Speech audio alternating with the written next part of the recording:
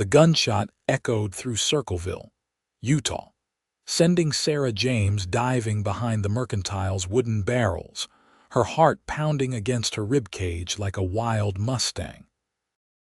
It was 1878, 3 years since her husband's betrayal had left her penniless and heartbroken, yet the sound of violence still triggered memories she'd fought to bury beneath the dust of this frontier town. "Sorry about that, folks," a deep voice called out, followed by laughter. "Just showing off my new Colt." Sarah peeked around the barrel to see a tall man tucking his pistol back into its holster, surrounded by admirers. Owen Nichols, the newest rancher to settle outside Circleville.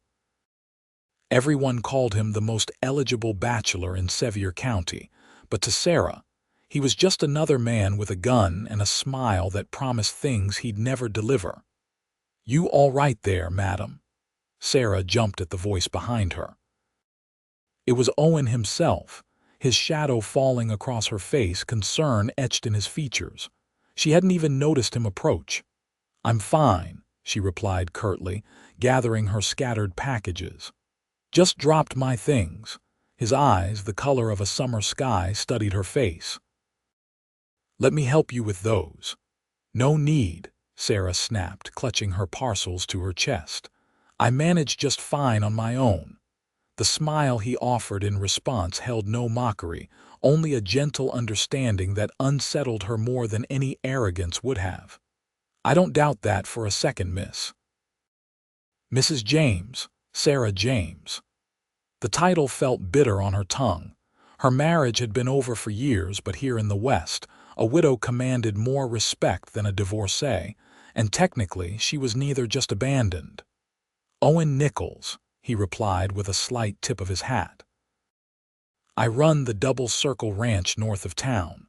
Sarah nodded stiffly. "I know who you are, Mr. Nichols. Everyone does." His smile broadened, revealing a dimple in his right cheek. "Not sure if that's good or bad." "Depends on whether you make a habit of firing your weapon in town," Sarah replied, finally regaining her composure. "Some of us find it unsettling." Something shifted in his expression, regret, perhaps. "You have my sincerest apologies. It was thoughtless of me." The genuine contrition in his voice caught her off guard. Most men in Circleville would have dismissed her concern, called her skittish or worse. Sarah didn't know how to respond to simple decency anymore. "Well," she said, clearing her throat, "I should be getting home. May I walk with you?" He asked, "Those packages look heavy." "That's not necessary." "Necessary? No, neighborly, I'd like to think so." Owen stood with his hands relaxed at his sides, making no move to take her packages without permission. Sarah hesitated. Her small house was at the edge of town, and the packages from the general store were indeed heavy.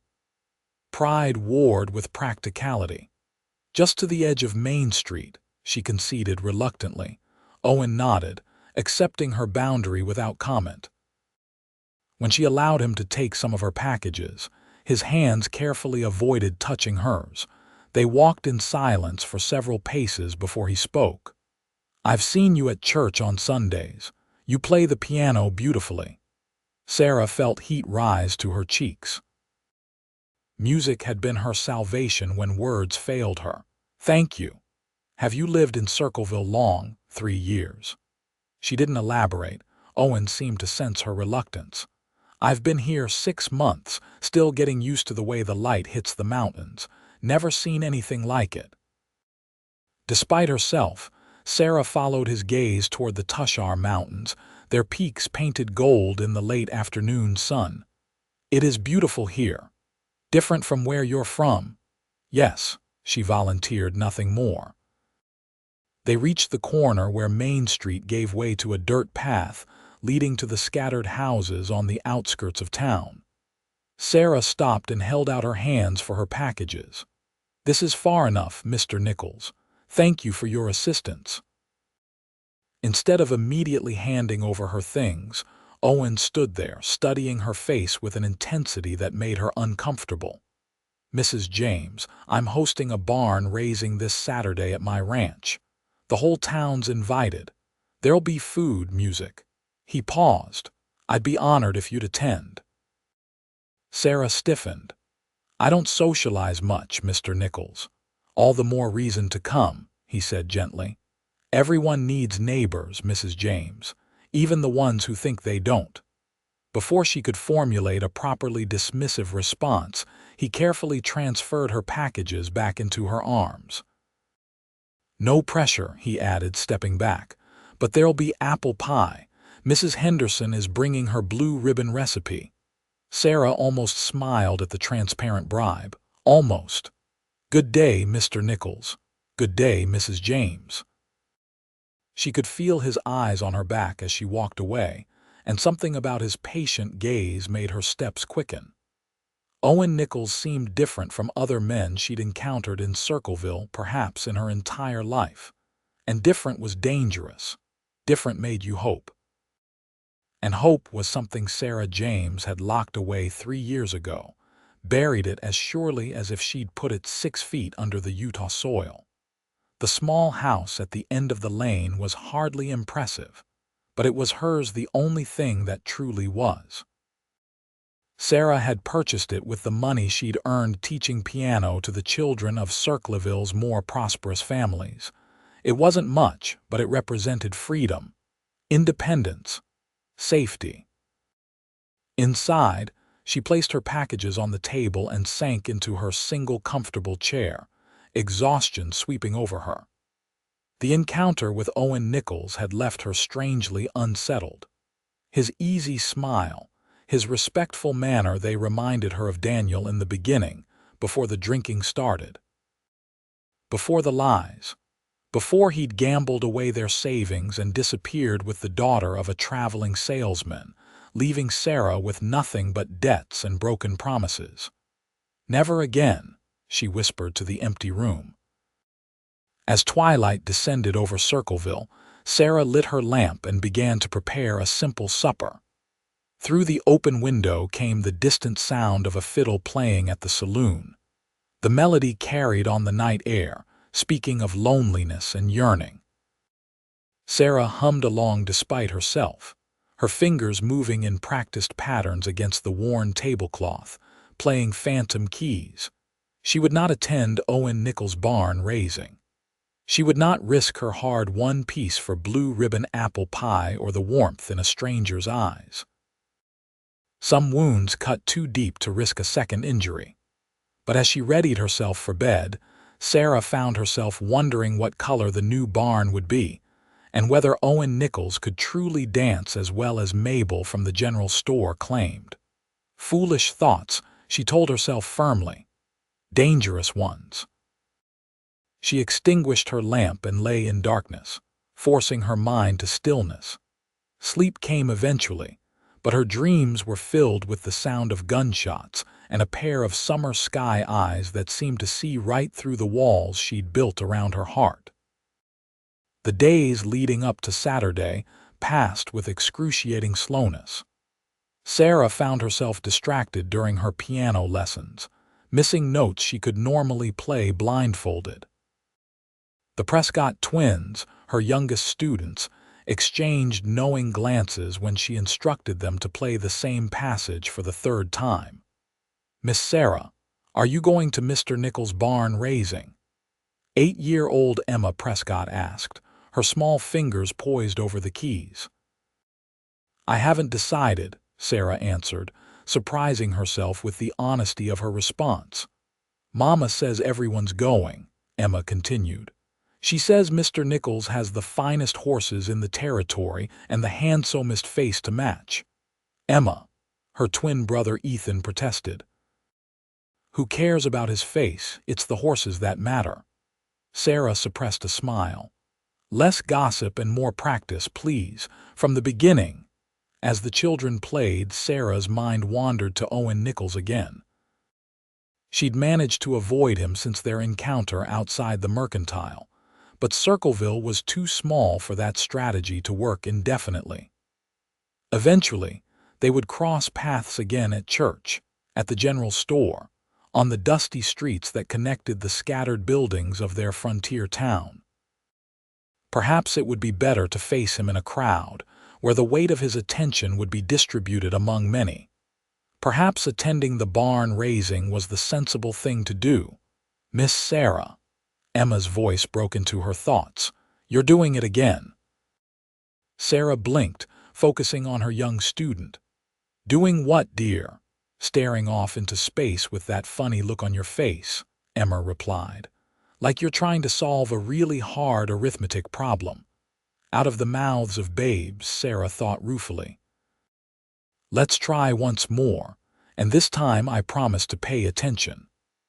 By the time Saturday arrived, Sarah had convinced herself that attending the barn raising was a matter of community obligation rather than personal interest.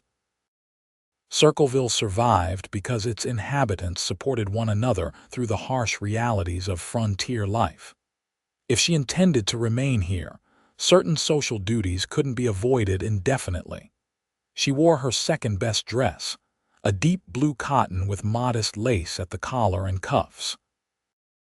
Her honey blonde hair, usually confined to a severe bun, she allowed to be arranged in a softer style, with a few curls framing her face. It wasn't vanity, she told herself as she inspected her reflection in the small mirror above her washstand. It was simply appropriate to look presentable for a community gathering. The Double Circle Ranch was a 20-minute walk from town. As Sarah approached, she could hear music and laughter floating on the warm summer air. The barn raising was well underway, with men on ladders and scaffolding, hammering and calling to one another as the frame of the new structure took shape. Women had set up tables laden with food under the shade of cottonwood trees, while children darted between the adults, playing elaborate games of their own devising. Sarah hesitated at the edge of the property, suddenly uncertain. She could still turn back. No one had seen her yet. Mrs. James. Too late. Owen Nichols was striding toward her, wiping his hands on a bandana. He wore no coat, just a blue chambray shirt with the sleeves rolled up to reveal sun-browned forearms corded with muscle. His dark hair was damp with sweat, a testament to the physical labor he'd been engaged in. "You came," he said, his smile transforming his face from merely handsome to something that made Sarah's chest tighten inexplicably. "I brought pie," she replied, holding up the basket she carried. It was a poor substitute for Mrs. Henderson's famous apple pie, but Sarah's peach preserves had turned out well last autumn, and the resulting dessert was at least presentable. "You didn't have to bring anything, but I'm mighty glad you did." Owen took the basket, careful not to touch her fingers. "Come on, let me introduce you around." "I know most people here already," Sarah reminded him. "Of course you do. Forgive me." He looked chagrined. "I'm still getting used to small-town life. Back in Denver, you could live next door to someone for years and never exchange more than a nod." "You're from Denver?" Sarah asked, surprised despite herself. She'd assumed he was from Texas or somewhere similarly steeped in cattle and cowboys. "Born and raised," Owen confirmed. "My father was in banking. He wanted me to follow him into the family business, but I had different ideas." He gestured around at the ranch. Much to his ongoing dismay, the hint of a wry smile playing at the corners of his mouth made him seem suddenly younger, more approachable. Sarah found herself wanting to hear more about this banker's son turned rancher, but she caught herself before the curiosity could manifest as a question. "Let me get you something to drink," Owen offered. "It's a warm day." Before she could respond, Mrs. Henderson appeared at her elbow, beaming. "Sarah James, I declare, I haven't seen you at a social gathering since last Christmas. Come along and say hello to everyone." With a meaningful glance at Owen that Sarah couldn't quite interpret, Mrs. Henderson whisked her away toward the cluster of women arranging dishes on the long tables. Owen tipped his hat with a smile and returned to the barn raising. For the next hour, Sarah found herself reintegrated into the social fabric of Circleville more thoroughly than she had been in 3 years. Women who had been polite but distant at church now sought her opinion on recipes and patterns. She held Mrs. Taylor's new baby while the exhausted mother ate her lunch. She was drawn into a lively debate about whether the new school teacher was strict enough with the older boys. It was pleasant. More than pleasant. Sarah had forgotten how it felt to be part of something larger than herself, to feel the invisible threads of community binding her to others. When the men broke for lunch, the entire gathering came together under the cottonwoods, sharing food and stories with the easy camaraderie of people accustomed to relying on one another. Owen sat across from her at one of the long tables, deep in conversation with the blacksmith about the merits of different breeds of horses. He didn't intrude on her conversations or draw attention to her presence, but Sarah was acutely aware of him nonetheless. Occasionally their eyes would meet across the table, and he would offer a small smile before returning to his discussion. After lunch, the women organized games for the children while the men returned to work on the barn. Sarah found herself at the edge of the activities, observing rather than participating, when a small hand tugged at her skirt. "Miss Sarah, will you play for us?" Emma Prescott asked, her face flushed with excitement. "Mr. Nichols has a piano in his house." Sarah looked up in surprise to see Owen approaching. "I didn't know you were musical, Mr. Nichols." "I'm not," he admitted with a chuckle. "That piano was my mother's. I brought it all the way from Denver because I couldn't bear to sell it, but it sat mostly unused since I arrived. It could use a skilled touch." The hopeful faces of her piano students were difficult to refuse, and if she were honest with herself, Sarah's fingers itched to play a real piano again. The church's instrument was adequate but worn from years of use. A piano from Denver would be a different experience entirely. "I suppose I could play a little," she conceded. Owen's house was not what she had expected. Rather than the rough bachelor quarters typical of many ranchers, it was a well-constructed two-story home with actual glass windows and polished wooden floors. The furniture was a mix of frontier practicality and surprising elegance, evidence of his more refined Denver upbringing. The piano stood in a corner of the main room, a beautiful rosewood upright that must have cost a small fortune to transport across the mountains. Sarah ran her fingers reverently over the keys, playing a soft chord. The instrument was perfectly in tune. "You've maintained it well," she said, unable to keep the admiration from her voice. "I have a fellow come from Cedar City twice a year to tune it," Owen replied. "Seems a waste to let such a fine instrument deteriorate." Children and several women had followed them into the house, arranging themselves on chairs and the floor. Sarah settled onto the piano bench, flexing her fingers before launching into a lively rendition of "Buffalo Gals." The children clapped along, and soon everyone was singing. For the next hour, Sarah played everything from hymns to popular songs, losing herself in the joy of making music on such a responsive instrument. When she finally paused, her fingers slightly sore but her heart lighter than it had been in years, she was startled by the enthusiastic applause. "That was wonderful, Mrs. James," Owen said, his voice warm with genuine appreciation. "You must play whenever you like. The piano has been lonely for someone with your talent." "Thank you," Sarah replied, suddenly self-conscious under his admiring gaze. "It's a beautiful instrument." As the afternoon wore on, Sarah found herself drawn back into the community festivities. She helped serve the evening meal as twilight settled over the ranch.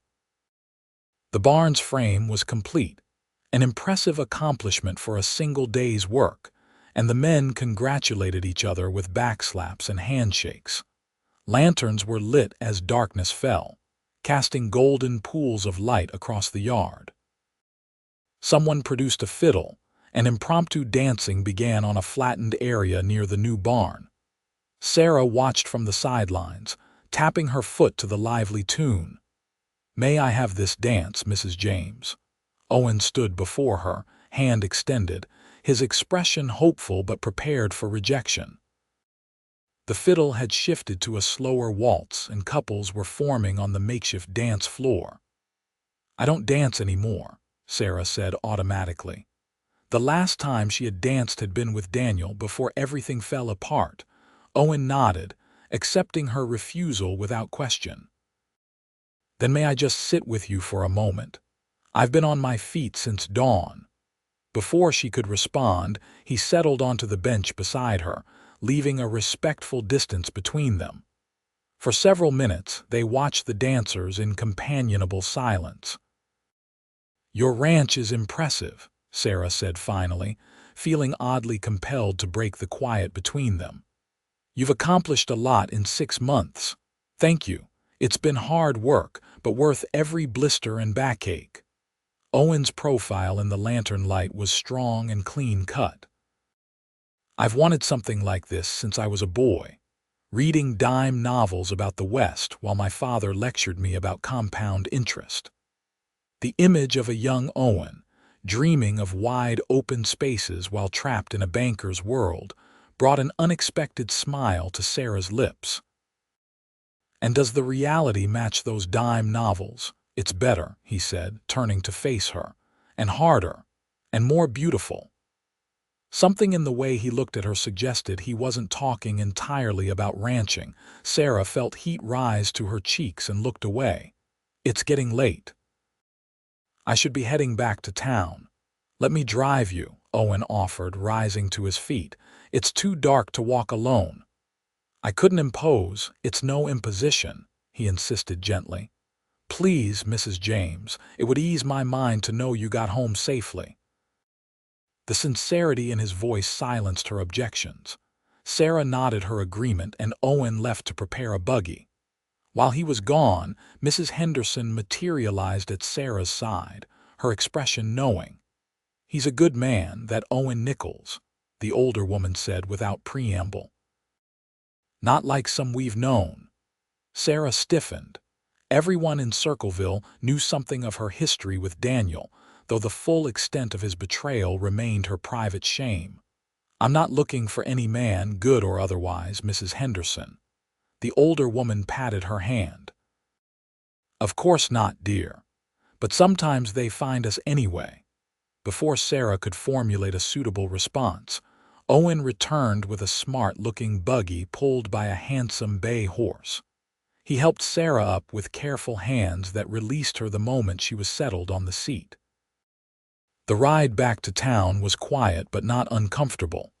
The night air was cool, scented with sage and pinyon pine. Stars crowded the vast Utah sky, more brilliant than any city dweller could imagine. Owen handled the horse with easy competence, navigating the rutted road without jostling his passenger. "Thank you for coming today," he said as they approached the outskirts of Circleville. "It meant a lot to have you there." Sarah glanced at him, puzzled by the personal nature of his comment.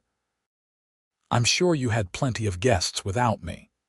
"Yes," Owen agreed, "but none who play the piano like you do, none who watch everything so carefully before deciding whether to participate, none who smile so rarely that when they do, it lights up the whole room." Sarah's breath caught in her throat. "Mr. Nichols, I'm not courting you, Mrs. James," he said quickly, misinterpreting her alarm. "I can see you're not ready for that, may never be. I just wanted you to know that I noticed you, that's all."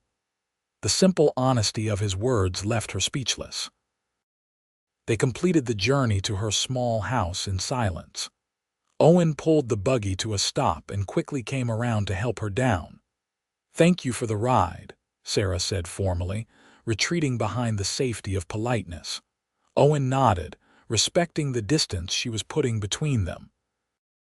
"Would you consider giving me piano lessons, Mrs. James?" The request was so unexpected that Sarah blinked in confusion. "Piano lessons." "Yes," he said, a slight smile playing at the corners of his mouth. "That beautiful instrument deserves to be played more than twice a year when you visit. I have two left hands when it comes to music, but I'd like to learn, if you're willing to teach me." Sarah studied his face, searching for hidden motives. She found none, only a straightforward request and perhaps a touch of hopefulness. "I charge 50 cents per lesson," she said finally, falling back on the business arrangements she made with all her students' parents. "That seems fair," Owen agreed seriously, though his eyes twinkled. "When might we start? I teach on Tuesdays and Thursdays. I could come to the ranch at 4 o'clock on Thursdays after my other lessons are complete." "Thursday at 4 it is." Owen tipped his hat. "Good night, Mrs. James. Sleep well." As his buggy disappeared into the darkness, Sarah stood on her small porch, wondering what exactly she had agreed to.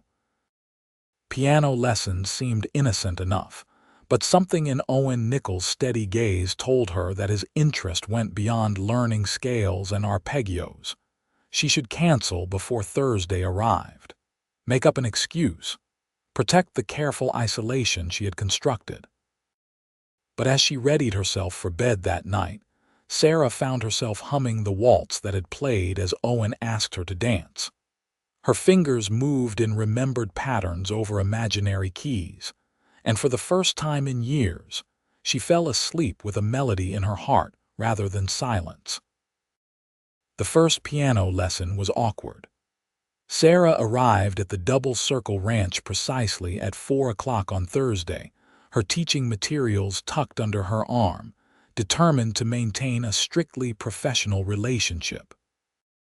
Owen welcomed her with coffee and freshly baked cornbread, which they ate at the kitchen table before moving to the piano. "I should warn you that I have absolutely no musical talent," Owen said as they sat side by side on the piano bench. "My mother tried to teach me when I was a boy and eventually gave up in despair." "Everyone can learn the basics," Sarah assured him, secretly relieved by his admission.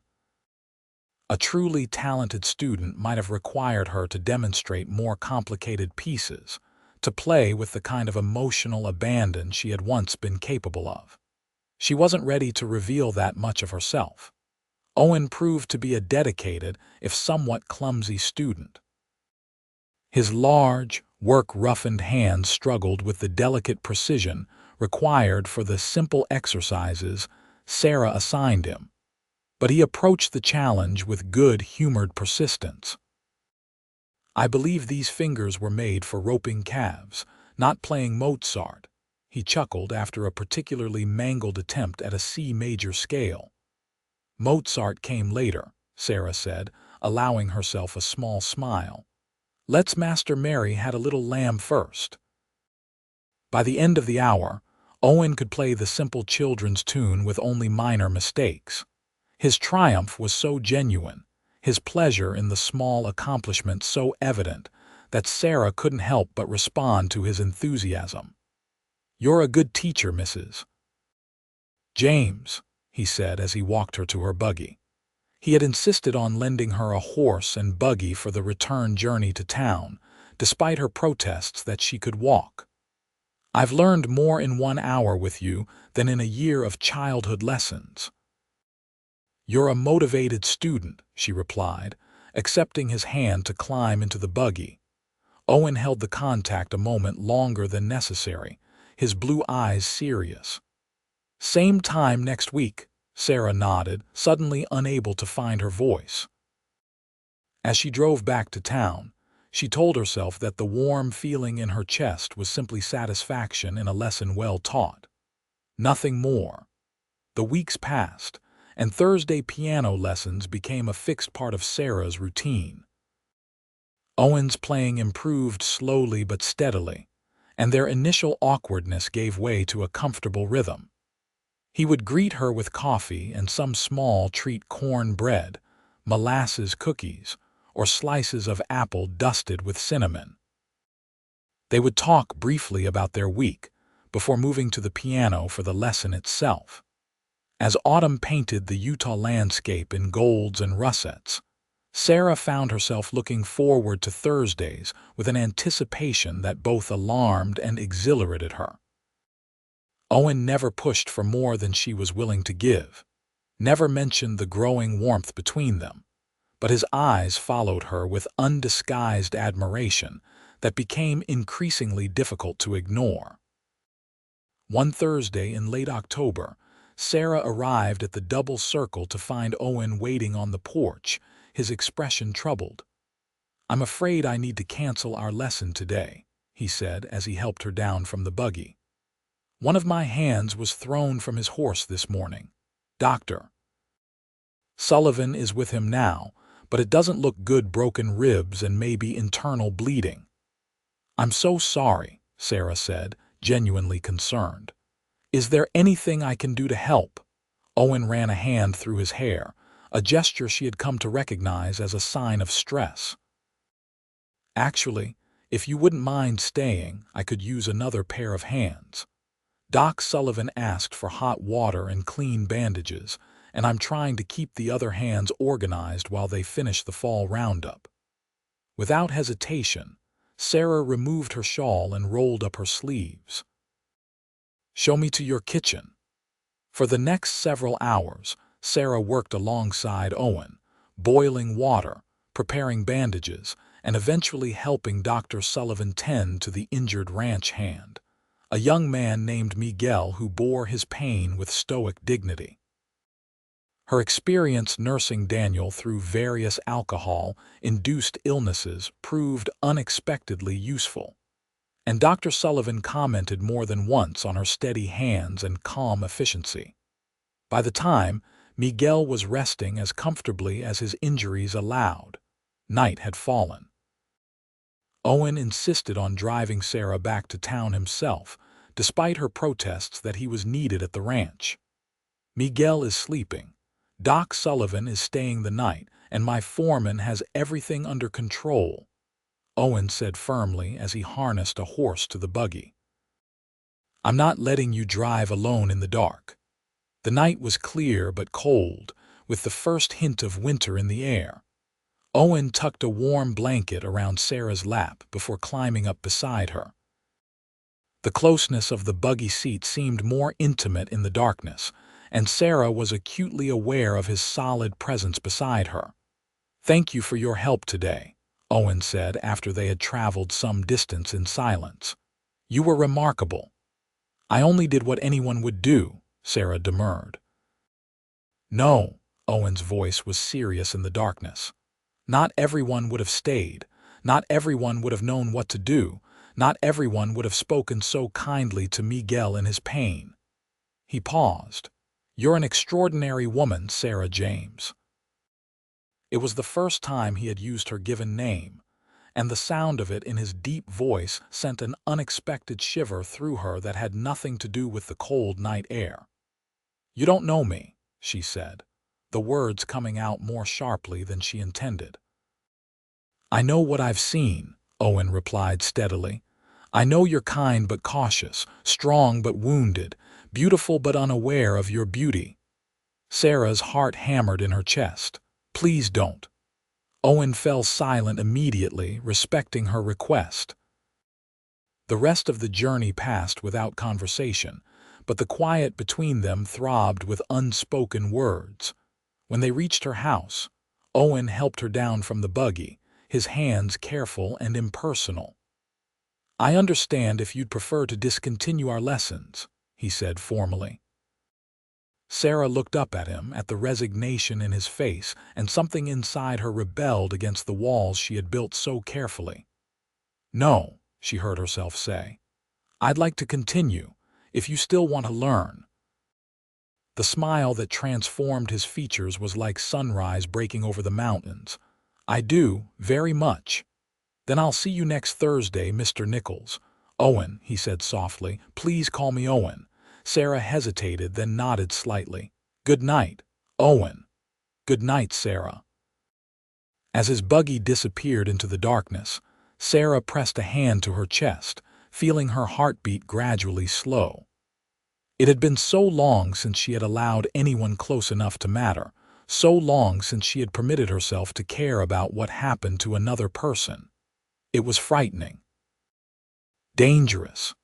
But as she prepared for bed that night, Sarah found herself humming a melody she hadn't played in years, a love song her mother had taught her when she was just a girl. Her fingers traced the remembered notes on her worn quilt, and when she closed her eyes, she saw Owen smile as she spoke his name for the first time. November brought the first snow to Circleville, dusting the streets and rooftops with white that gleamed in the winter sunlight. Sarah continued her Thursday visits to the double circle, now bundled in her heaviest cloak for the journey. Owen always had a fire roaring in the hearth when she arrived. The piano moved closer to its warmth for their lessons. His playing continued to improve, though he would never be more than a modest amateur. Sarah suspected that his interest in learning the piano had more to do with spending time in her company than with any burning musical ambition, but she found she didn't mind. Their hours together had become precious to her, a bright spot in her otherwise solitary life. As Christmas approached, the women of Circleville busied themselves with preparations for the annual town celebration. To Sarah's surprise, she was included in the planning committee. Mrs. Henderson appearing at her door one morning with the announcement that Sarah's musical talents were needed for the Christmas Eve program at the church. "But I always play for the Christmas service," Sarah pointed out, confused by the formal request. "Yes, but this year we want something special," Mrs. Henderson explained. "The children will perform a nativity scene while you play. We need you to help them rehearse the music."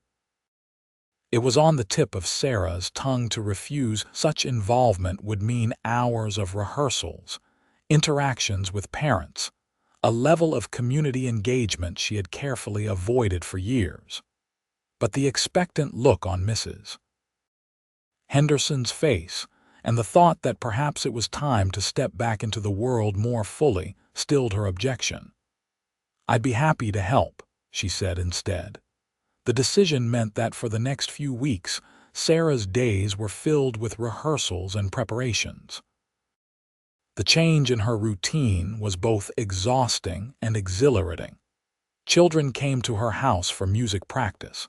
She attended committee meetings where her opinions were sought and valued. She found herself laughing at the antics of the youngest shepherds as they practiced their parts. Throughout it all, she continued her Thursday lessons at the double circle. Owen noticed the change in her, commenting on the new brightness in her eyes, the slight flush that now often colored her cheeks.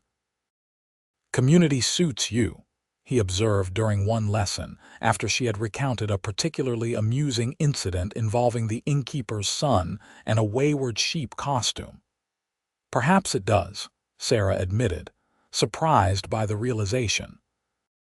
"I've kept to myself for so long, I'd forgotten what it feels like to be part of something." Owen's fingers stilled on the piano keys. "May I ask why? Why you isolated yourself?" The question was gently asked, but it still made Sarah tense. She had never discussed Daniel with Owen, never explained the circumstances that had brought her to Circleville alone and wary. "You don't have to answer," Owen said quickly, reading her discomfort. "I shouldn't have pried." "No," Sarah said, drawing a deep breath. "It's a fair question. I came to Circleville 3 years ago after my husband abandoned me." She kept her eyes fixed on the piano keys as she continued, unable to bear seeing pity in Owen's gaze. "We were living in St. Louis. Daniel was a businessman, or so I thought. In reality, he was a gambler and a drinker who managed to maintain a respectable facade. When his debts became too large, he simply disappeared with another woman and all our money." Owen made a sound somewhere between anger and sympathy, but he didn't interrupt. "I discovered that nothing was as I believed," Sarah continued. the words coming more easily now that she had begun. Our house was mortgaged to the hilt. His business was failing. The respectable friends I thought we had vanished when the scandal broke. I was left with nothing but debts and humiliation. "How did you end up here?" Owen asked quietly. "My mother's cousin lives in Cedar City. She was the only family member who responded to my letters asking for help. She sent me enough money for a train ticket west, but I only made it as far as Circleville before I ran out of funds. I took a job playing piano at the hotel to earn enough to continue my journey, but then—" "Then what?" Owen prompted when she fell silent. Sarah smiled faintly. "Then I discovered I liked it here. The mountains, the people, the way the light changes in the evening. For the first time in my life I was supporting myself, answering to no one. I decided to stay." "But you kept people at a distance," Owen observed, no judgment in his tone. "Yes," Sarah acknowledged. "I couldn't bear the thought of being deceived again, of trusting and being betrayed, so I built a life that didn't require trust." She finally looked up, meeting his eyes. "Until recently." The understanding in Owen's gaze was almost her undoing. "Thank you for telling me," he said simply. "It explains a great deal." Sarah expected him to press his advantage, to make some declaration now that she had revealed her vulnerability. Instead, Owen turned back to the piano and resumed practicing the Christmas carol they had been working on, his touch on the keys more gentle than before. His restraint moved her more than any words could have. By respecting her boundaries even in this moment of openness, Owen was proving himself different from any man she had known before. As she prepared to leave that day, Sarah hesitated on the porch. Snow was falling again, soft flakes that caught in Owen's dark hair as he stood beside her. "Would you come to the Christmas Eve service?" she asked impulsively. "The children have worked so hard on their performance." Owen's smile was like sunshine through clouds. "I wouldn't miss it for the world." Christmas Eve arrived crisp and clear, stars burning like diamonds in the black velvet sky above Circleville. The church was decorated with pine boughs and red ribbons, candles glowing in every window. Sarah arrived early to prepare the music, her best dress a deep green wool that Mrs. Henderson had insisted brought out the color of her eyes. The church filled quickly, families arriving in wagons and on foot, their breath forming clouds in the cold air. Sarah's hands were steady on the keys as she played the opening hymns, but her eyes kept straying to the door, watching for Owen's tall figure. He arrived just as the service was beginning, slipping into a pew at the back of the church. Their eyes met across the crowded room, and the smile he gave her warmed her more thoroughly than the roaring stove in the corner. The children's nativity performance went off with only minor mishaps. A shepherd tripped over his staff, and the baby Jesus, a wooden doll wrapped in flannel, was nearly dropped during a critical moment. Throughout it all, Sarah played the accompaniment, her music supporting the children's voices as they sang the ancient carols with more enthusiasm than accuracy. After the service, the congregation gathered in the church hall for refreshments. Sarah found herself surrounded by parents thanking her for her patience with their children, complimenting her playing, including her in their family conversations in a way that would have made her uncomfortable just months before. Now, she accepted their warmth with growing ease, no longer afraid of the connections being offered. Owen kept a respectful distance, talking with the ranchers and merchants on the other side of the room, but his eyes found hers repeatedly throughout the evening. As the celebration began to wind down, he finally approached her, 2 cups of punch in his hands. "You played beautifully," he said, offering her one of the cups, "and those children adore you." "They're good children," Sarah replied, accepting the punch with a smile, "eager to learn." "Like their teacher," Owen observed, He gestured toward the door. "Would you walk outside with me for a moment? There's something I'd like to show you." Curious, Sarah followed him out onto the church steps. The night was cold but still, the street before them transformed by moonlight on fresh snow. Owen pointed toward the churchyard, where a small evergreen tree had been decorated with paper stars and wooden ornaments. "The children did this yesterday," he explained. "They wanted to surprise you after the service, but I think they've all been swept home to bed by now." Sarah moved closer to the tree, touching one of the paper stars with gentle fingers. Each was inscribed with a child's handwriting messages of thanks and Christmas wishes. "To Miss Sarah, who teaches us music and patience," read one in Emma Prescott's careful script. "Thank you for helping me not be scared of singing," read another. Tears pricked Sarah's eyes as she examined each heartfelt message. These children had drawn her back into the world without even trying, their simple affection bypassing the defenses she had so carefully constructed. "They made one for me to add," Owen said softly, pulling a folded paper star from his pocket. "If you'll permit it." Sarah nodded wordlessly, watching as he carefully hung the star on a branch at eye level. Written in his bold handwriting were the words, "To Sarah, who teaches more by example than she knows, thank you for your courage." "Courage?" she questioned, her voice barely above a whisper. "I'm not brave." Owen turned to face her, snowflakes catching on his eyelashes. "You're the bravest person I know," he said with quiet conviction. "To survive what you did, to build a new life, to slowly open your heart again despite every reason not to." He took a careful step closer. "I admire you more than I can say." Sarah looked up into his face, at the sincerity written there, and felt the last of her resistance crumbling. For months, Owen had waited patiently, asking for nothing more than she could give, proving with every interaction that he was nothing like the man who had betrayed her. "Owen," she began, uncertain what she wanted to say, only knowing that something had shifted irrevocably between them. "I love you, Sarah," he said simply, the words hanging in the cold night air. "I have since that first day when you scolded me for firing my gun in town. You don't need to say anything now. I just wanted you to know on this Christmas Eve that you are loved, deeply and truly." Sarah's heart thundered in her chest. Part of her wanted to flee, to retreat behind the walls that had protected her for so long. But a stronger part, a braver part, held her ground. "I'm afraid," she admitted, her voice trembling.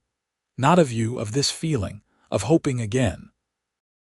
Owen nodded, understanding in his eyes. "I know, and I'll wait as long as it takes for you to be sure. I'm not going anywhere, Sarah."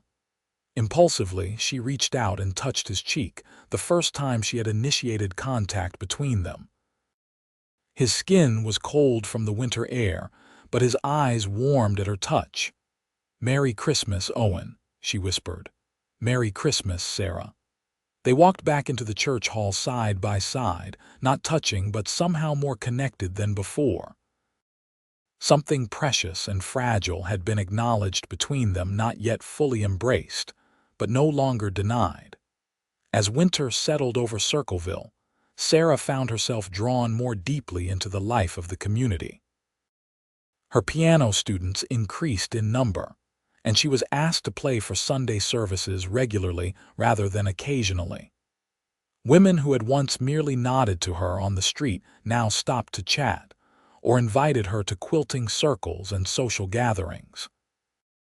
Through it all, Owen remained a steady presence. Their Thursday lessons continued, though increasingly they spent as much time talking as playing the piano. He never pressed for more than friendship, never mentioned his Christmas Eve declaration, but his feelings were evident in every look, every gesture, every careful attention to her comfort and happiness. Sarah felt herself changing, softening, the tight knot of fear in her chest gradually loosening. She began to look forward to Owen's occasional visits to town, to the way his face lit up when he caught sight of her. She found herself lingering after their lessons, reluctant to end their time together. By the time spring painted the Utah landscape with wildflowers, Sarah knew she was in love with Owen Nichols. The realization came not as a sudden revelation, but as a quiet certainty, as natural as the changing seasons. What terrified her was not the feeling itself, but what to do about it. Trust, once broken, was not easily restored. Though her heart recognized Owen's goodness, her mind still raised warnings, still reminded her of past betrayal. She needed proof not of Owen's feelings, which were evident in everything he did, but of his character under pressure. That test came in early April, when a group of cattle rustlers targeted several ranches in the area, including the Double Circle. Owen lost a dozen head of prime beef cattle, a significant blow to his operation. The sheriff organized a posse to track the thieves, and Owen was among the men who rode out, determination etched on his features. Sarah didn't sleep the entire time he was gone, her mind conjuring terrible scenarios of ambush and gunfire. When the men returned 3 days later, she was at the general store, pretending an interest in fabric while straining to hear news of the posse's success. They caught up to them near the territorial border. The blacksmith was telling an eager audience. Nichols was the one who spotted their trail when everyone else had given up. "Was there a fight?" someone asked. "Not much of one," the blacksmith replied. "The rustlers surrendered when they saw they were outnumbered." Nichols insisted on bringing them back for trial, rather than the frontier justice some were calling for. Said the law had to mean something out here, or we're no better than the thieves. Sarah's hands trembled on the bolt of calico she was pretending to examine. It was the confirmation she hadn't realized. She was waiting for proof that Owen's integrity held firm even when tested, that his commitment to doing what was right outweighed expedience or revenge. Without finishing her shopping, she hurried out of the store and toward the sheriff's office, where the returning men were gathering. Owen was there, dusty and unshaven but unhurt, talking quietly with the sheriff. When he saw Sarah, surprise and pleasure washed across his tired face. "Sarah," he said, moving away from the group to meet her, "is everything all right?" "Yes," she said, suddenly uncertain now that she was facing him. I heard you were back, that everyone was safe." The smile that curved his mouth was tender. "Were you worried about me?" "Yes," she admitted, finding courage in his obvious exhaustion. This was not a moment for pretense. "Very much." Something shifted in Owen's expression, hope kindling behind the weariness. "I need to see to my horse and report to the sheriff, but after that, could I call on you?" "There's something I'd like to ask you." Sarah's heart leapt into her throat. "Yes," she managed. "I'll be home." 2 hours later, Owen appeared at her door, freshly shaven and wearing a clean shirt despite the obvious fatigue that still lined his face. Sarah invited him in, suddenly nervous in a way she hadn't been during their piano lessons or casual encounters. "Would you like some coffee?" she offered, falling back on hospitality to mask her anxiety. "No, thank you," Owen replied, remaining standing though she gestured toward a chair. "Sarah, I've been thinking about this for months, trying to find the perfect moment, the perfect words. But after these past few days, I realize there's no perfect time except now." He took a deep breath, his blue eyes serious. "I love you. I think I've loved you since the first moment I saw you hiding behind those barrels after I foolishly fired my gun in town. You were so fierce and dignified, even in your fear." A smile touched his lips at the memory. "I know you've been hurt. I know trust comes hard for you. But I'm asking you to take a chance on us." Sarah's breath caught as Owen reached into his pocket and withdrew a small box. "I'm not asking for an immediate answer," he continued.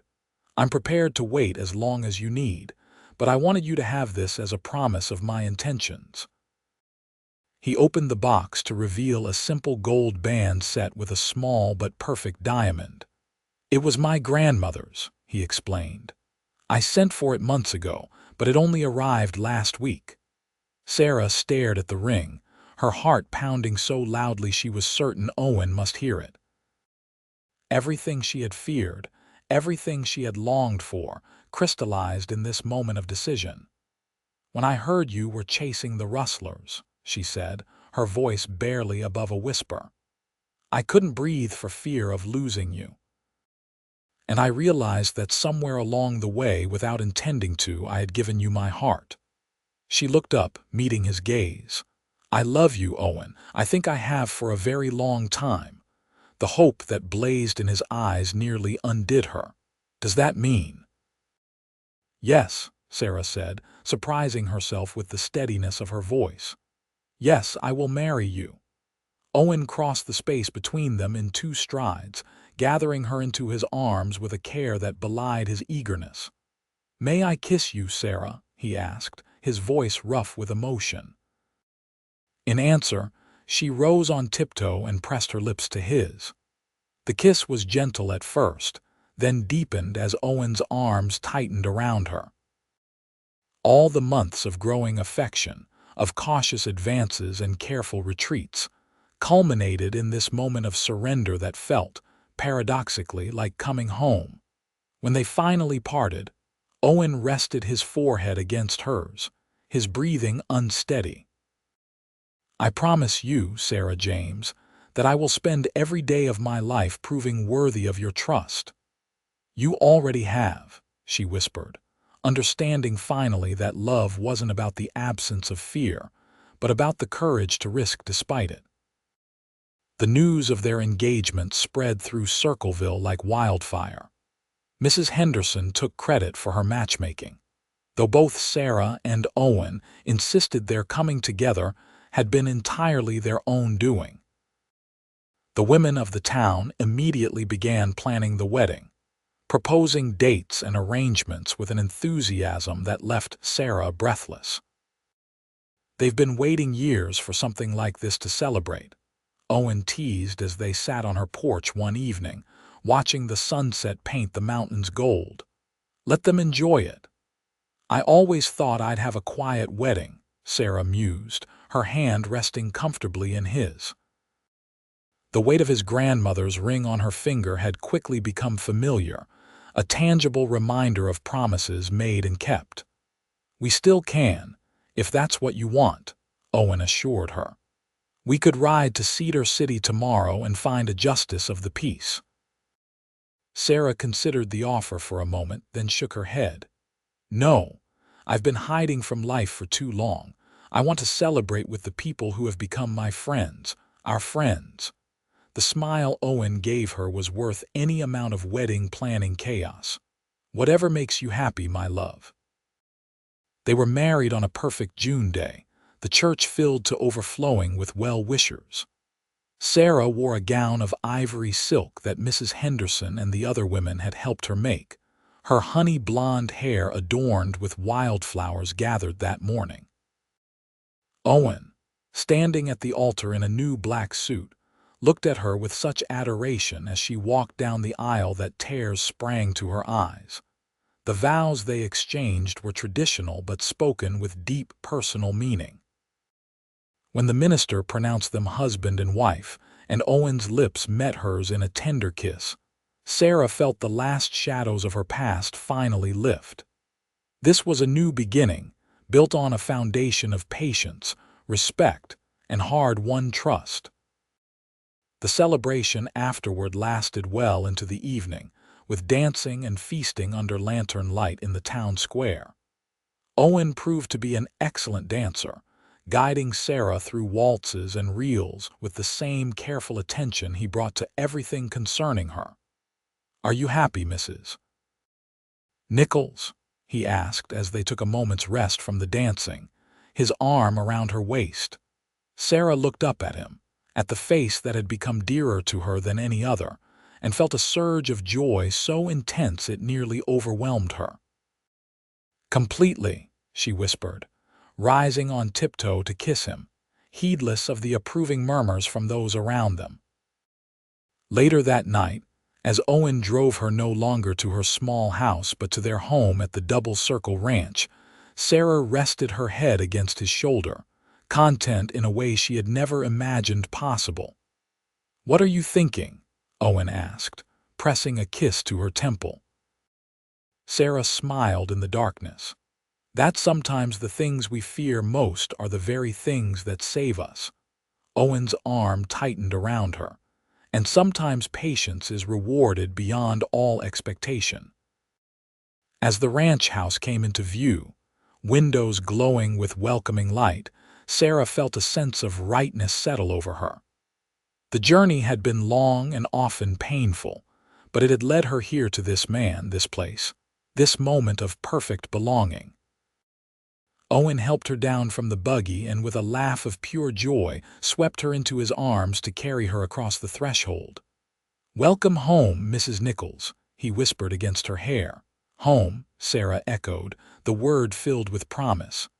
"At last." Epilogue. 5 years later, Sarah sat at the piano in their home, playing a lullaby as the late afternoon sun slanted through the windows. Behind her, Owen cradled their 3-month-old son, James, while their 2-year-old daughter, Elizabeth, helped by patting the baby's tiny feet. "Again, Mama," Elizabeth demanded as the melody came to an end.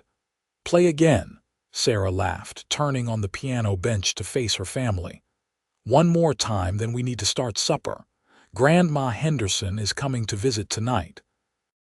As she began the lullaby again, Sarah's eyes met Owen's over their children's heads. The love and contentment in his gaze mirrored her own, a silent acknowledgement of the life they had built together. The Double Circle had prospered under Owen's management, becoming one of the most successful ranches in the territory. Sarah continued to teach piano. Now in a proper music room Owen had built as a surprise for their first anniversary. Their home was frequently filled with friends and neighbors, with music and laughter and the happy chaos of family life. There had been challenges, of course, drought seasons, illness, the normal disagreements of any marriage. But they had faced each difficulty together, their trust in one another never wavering. As the lullaby ended and Elizabeth clapped with delight, Owen rose from his chair, still holding the sleeping James. "I'll put him down for his nap while you and Elizabeth start supper," he said, bending to kiss Sarah softly. "I help," Elizabeth announced, clambering down from the piano bench and hurrying toward the kitchen. "Don't let her near the stove," Owen warned with a smile, knowing their daughter's enthusiastic help often created more work than it saved. "We'll manage," Sarah assured him, watching as he carried their son toward the nursery, his big hands cradling the infant with practiced gentleness. In the kitchen, as she guided Elizabeth through the simple task of setting the table, Sarah found herself filled with quiet gratitude. The fear that had once defined her life had been replaced by a deep and abiding joy, by the certainty of Owen's love and the family they had created together. Later that night, after Mrs. Henderson had gone home full of news and pie, after the children were tucked into bed, Sarah and Owen sat on the porch swing, watching the stars appear over the Utah mountains. His arm was around her shoulders, her head resting comfortably against his chest. "I was thinking," Owen said, his deep voice a pleasant rumble under her ear, "about that first day when you hid from my gunshot." Sarah chuckled at the memory. "I was terrified of you." "And now?" he asked, tilting her face up to his. "Now I know exactly who you are, Owen Nichols," Sarah replied, the love of half a decade warming her voice. "A man worth waiting for, a man worth trusting with my heart." The kiss they shared was both familiar and new, a promise renewed with each passing day. As the night deepened around their home, Sarah knew with absolute certainty that some journeys, no matter how difficult, led exactly where they were meant to. In Owen's patient love, she had found not just healing for past wounds, but the courage to embrace a future brighter than she had ever dared to dream. And in that embrace, she was finally, completely free.